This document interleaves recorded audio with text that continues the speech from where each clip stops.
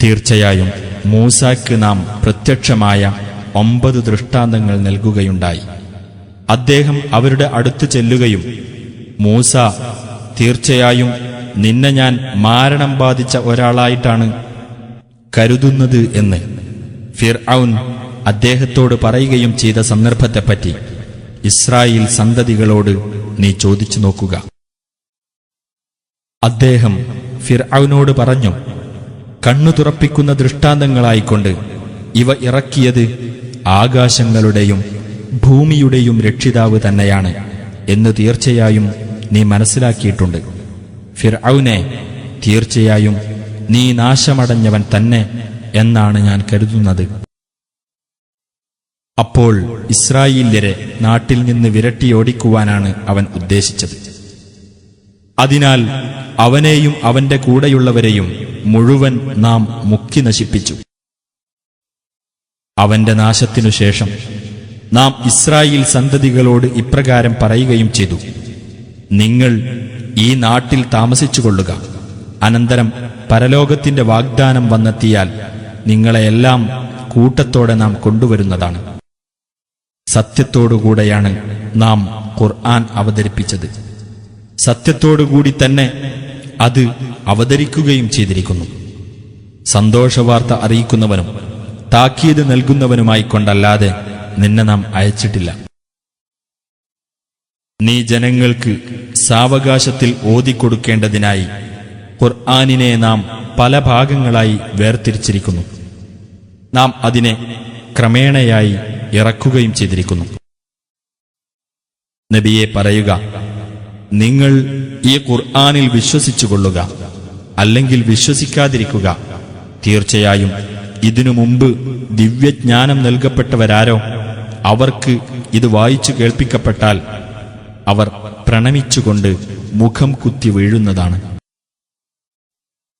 അവർ പറയും, ഞങ്ങളുടെ രക്ഷിതാവ് എത്ര പരിശുദ്ധൻ! തീർച്ചയായും ഞങ്ങളുടെ രക്ഷിതാവിന്റെ വാഗ്ദാനം നടപ്പിലാക്കപ്പെടുന്നത് തന്നെയാകുന്നു. അവർ കരഞ്ഞുകൊണ്ട് മുഖം കുത്തി വീഴുകയും അതവർക്ക് വിനയം വർദ്ധിപ്പിക്കുകയും ചെയ്യും. മൂസ തന്റെ ഭൃത്യനോട് ഇപ്രകാരം പറഞ്ഞ സന്ദർഭം ശ്രദ്ധേയമാകുന്നു: ഞാൻ 2 കടലുകൾ കൂടിച്ചേരുന്നിടത്ത് എത്തുകയോ അല്ലെങ്കിൽ സുദീർഘമായ ഒരു കാലഘട്ടം മുഴുവൻ നടന്നു കഴിയുകയോ ചെയ്യുന്നതുവരെ ഞാൻ ഈ യാത്ര തുടർന്നുകൊണ്ടേയിരിക്കും. അങ്ങനെ അവർ ആ കടലുകൾ 2ഉം കൂടിച്ചേരുന്നിടത്തെത്തിയപ്പോൾ തങ്ങളുടെ മത്സ്യത്തിന്റെ കാര്യം മറന്നുപോയി. അങ്ങനെ അത് കടലിൽ ചാടി അത് പോയ മാർഗം ഒരു തുരങ്കം പോലെ ആക്കിത്തീർത്തു.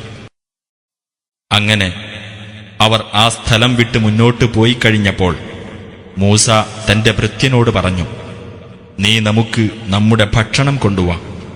നമ്മുടെ ഈ യാത്ര നിമിത്തം നമുക്ക് ക്ഷീണം നേരിട്ടിരിക്കുന്നു. അവൻ പറഞ്ഞു: താങ്കൾ കണ്ടുവോ, നാം ആ പാറക്കല്ലിൽ അഭയം പ്രാപിച്ച സന്ദർഭത്തിൽ ഞാൻ ആ മത്സ്യത്തെ മറന്നുപോകുക തന്നെ ചെയ്തു. അത് പറയാൻ എന്നെ മറപ്പിച്ചത് പിശാചല്ലാതെ മറ്റാരുമല്ല. അത് കടലിലൂടെ സഞ്ചരിച്ച വഴി ഒരു അത്ഭുതമാക്കി തീർക്കുകയും ചെയ്തിരിക്കുന്നു. മൂസ പറഞ്ഞു: അതുതന്നെയാണ് നാം തേടിക്കൊണ്ടിരുന്നത്. ഉടനെ അവർ 2 പേരും തങ്ങളുടെ കാൽപ്പാടുകൾ നോക്കിക്കൊണ്ട് മടങ്ങി. അപ്പോൾ അവർ 2 പേരും നമ്മുടെ ദാസന്മാരിൽ ഒരാളെ കണ്ടെത്തി. അദ്ദേഹത്തിന് നാം നമ്മുടെ പക്കൽ നിന്നുള്ള കാരുണ്യം നൽകുകയും നമ്മുടെ പക്കൽ നിന്നുള്ള ജ്ഞാനം നാം അദ്ദേഹത്തെ പഠിപ്പിക്കുകയും ചെയ്തിട്ടുണ്ട്. മൂസ അദ്ദേഹത്തോട് പറഞ്ഞു: താങ്കൾക്ക് പഠിപ്പിക്കപ്പെട്ട സന്മാർഗജ്ഞാനത്തിൽ നിന്ന് എനിക്ക് താങ്കൾ പഠിപ്പിച്ചു തരുന്നതിനായി ഞാൻ താങ്കളെ അനുഗമിക്കട്ടെ. അദ്ദേഹം പറഞ്ഞു: തീർച്ചയായും താങ്കൾക്ക് എന്റെ കൂടെ ക്ഷമിച്ചു കഴിയാൻ സാധിക്കുകയേ ഇല്ല. താങ്കൾ സൂക്ഷ്മമായി അറിഞ്ഞിട്ടില്ലാത്ത ഒരു വിഷയത്തിൽ താങ്കൾക്കെങ്ങനെ ക്ഷമിക്കാനാകും? അദ്ദേഹം പറഞ്ഞു: അല്ലാഹു ഉദ്ദേശിക്കുന്ന പക്ഷം ക്ഷമയുള്ളവനായി താങ്കൾ എന്നെ കണ്ടെത്തുന്നതാണ്. ഞാൻ താങ്കളുടെ ഒരു കൽപ്പനയ്ക്കും എതിർ പ്രവർത്തിക്കുന്നതല്ല.